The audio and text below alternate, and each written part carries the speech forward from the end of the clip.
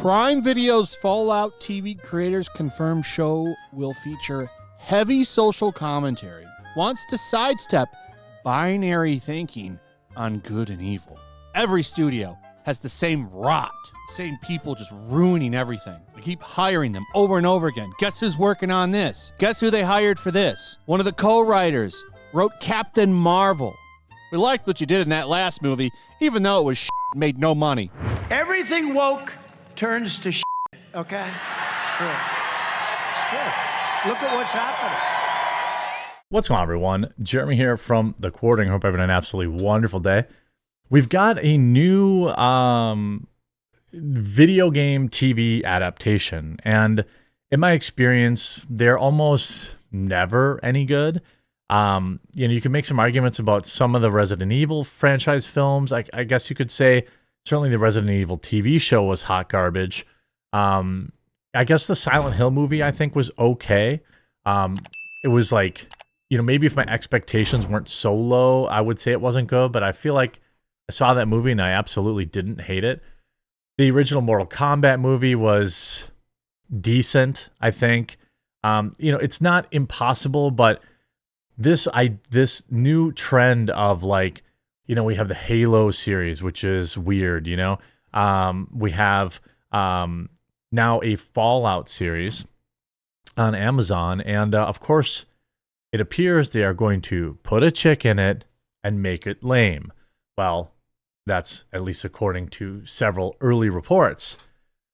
Todd Howard says the Fallout TV show is canon, so of course fans are already picking it apart. Of course, the media having a meltdown that, fans would actually criticize anything. We're going to get into all that after a super quick word from this video sponsor. It's Cyber Week sales season, and I found a gem that you've got to take a look at. Ever dreamt of having your own starry night right inside of your room? Well, get ready to explore the amazing Galaxy Projector with me. It's literally magic. The Galaxy Projector isn't just a light. It transforms your room into an enchanting planetarium. Seamless, colorful projections and stars, too many to count. And Galaxy Lamp's Cyber Week sale is already on. And it's not just about looks though, it's smart too. Let's take a look. Ready for the cool part? It colors, brightens, rotation speed, and timers are all in your control. Just a tap on your phone and voila. With this user-friendly app, you can tweak everything to match your mood. It's customization at its best. Love using Amazon, Alexa, or Google Assistant? Well, the Galaxy Projector is on your team. Just say the word and it obeys. From switching on to changing modes, complete hands-free magic. And guess what? It's energy efficient too. Enjoy your personal Galaxy without worrying about your electricity bill skyrocketing. For the tech enthusiasts out there, this one's specifically for you. The Galaxy Projector is not just a gadget, it's a modern masterpiece with a classic charm. Perfect for any room and vibe. The clock's ticking on Galaxy Lamp's grandest Cyber Week sale. Swing by Galaxy Lamp store. It's now or never to secure the Galaxy Projector at an unprecedented price. Head on over to galaxylamps.co/thequartering to get your Galaxy Projector at the absolute best price imaginable.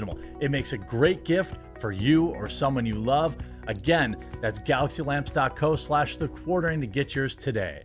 Now, when you are a fan of a particular show, you do want it to be canon. The Last of Us TV show, this kind of things.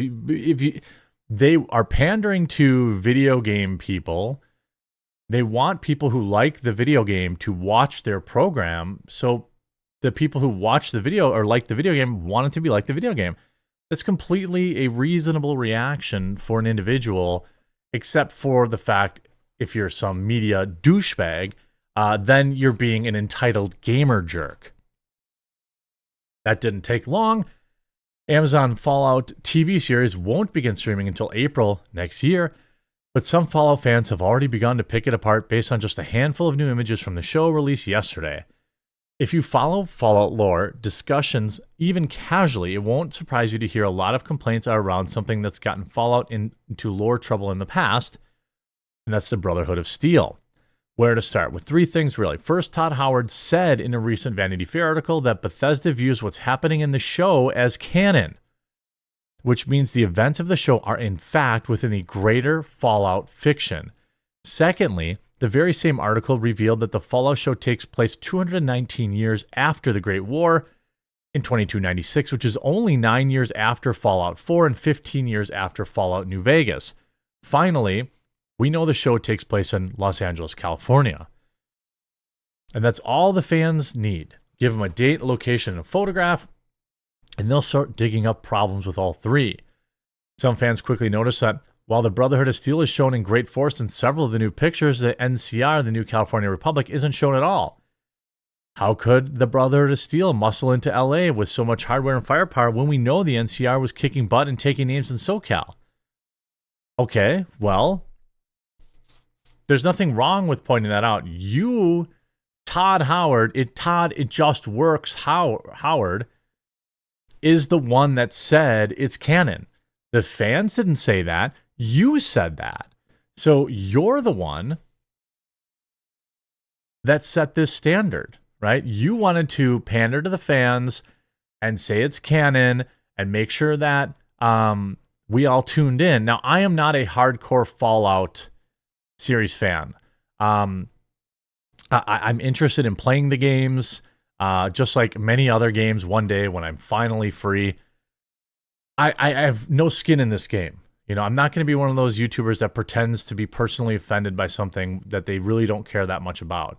I care from a perspective of my viewers who are fans, and giving them what they want. And I care from a perspective of, you know, journalists, journalists attacking the fans for simply reacting to something that Todd Howard and the Amazon crew said specifically. You know, and the rush to their defense, you know, I guess if you want to, this is how, you know, if you're a PC gamer, you defend the companies so you can get early access. That's how this works. But perhaps the more concerning article comes from the Park Place. That Park Place. Prime Video's Fallout TV show creators confirm show will feature heavy social commentary. Wants to sidestep binary thinking on good and evil. Great. Heavy social commentary, that's what I want. That's what I want. Prime Video's Fallout creators, the husband and wife team of Jonathan Nolan and Lisa Joy, confirmed the video game adaptation will feature heavy social commentary. Speaking out about the upcoming series with Vanity Fair's Don't Care Some Loser, Nolan said that, quote, the games are about the culture of division and haves and have-nots. Unfortunately, have only gotten more and more accurate in this country and around the world over the past few decades. We get to talk about that in a wonderful speculative fiction way, he added. I think we're looking at the world going, God, things seem to be headed in a very, very frightening direction. Specifically, the series will provide commentary on people's morals and will do so through the character Lucy, a vault dweller played by Ella Purnell. First, Nolan detailed, so many of us have naive ideas, even now, about everyone else's experiences. And it's one of the things I love about America. It's a giant manic collection of different experiences, different points of view. Well, you can say that about any landmass. He then explained how the show will use Lucy to moralize to viewers. Oh, I can't wait. I can't wait.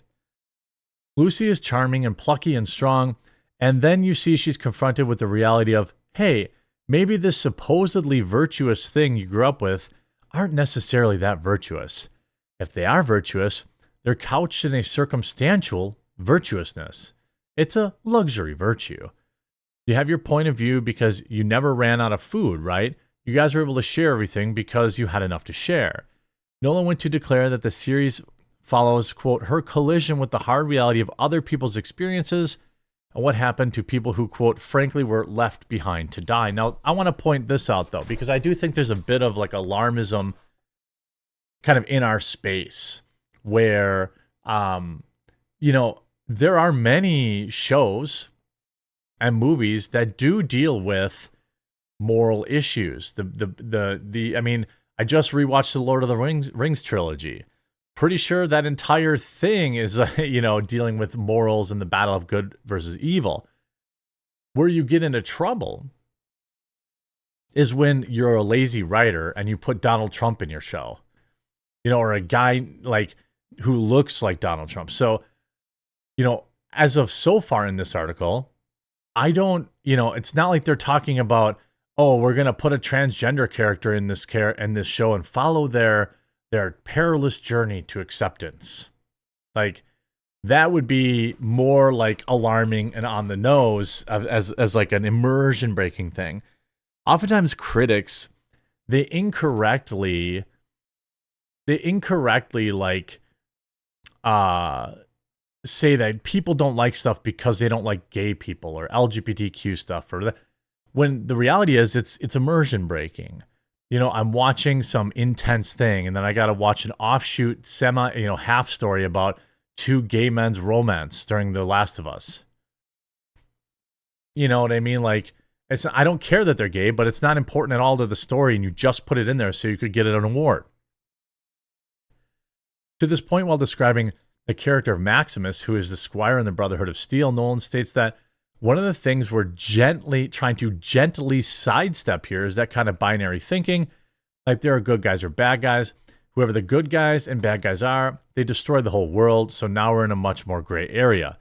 As for the Brotherhood of Steel, Nolan describes them of a bit of a Marine Corps. It's a little bit of the Knights Templar. It's kind of a weird fusion and mutated version of patriotism, religion, loyalty, and fraternity. So here's where we're going to have probably the TDS come out. Patriotism and religion, well, those are bad. If you're a Hollywood weirdo, these things are bad. Todd Howard, the director of Fallout 3 and 4, is currently executive producer of Bethesda Game Studios. We view what's happening in the show as canon. In fact, the show will reportedly provide an origin for the iconic Vault Boy logo. Howard describes this origin as really smart. Wow, he thought his own idea was really smart.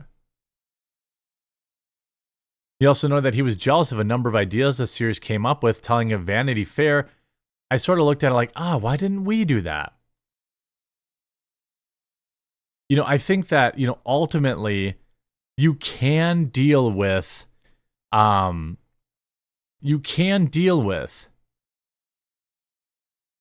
social commentary. You can deal with that without being too on the nose. My concern is that they're out there saying that up front. Instead of talking about making a good show, they're like, oh, we're going to deal with a lot of social commentary.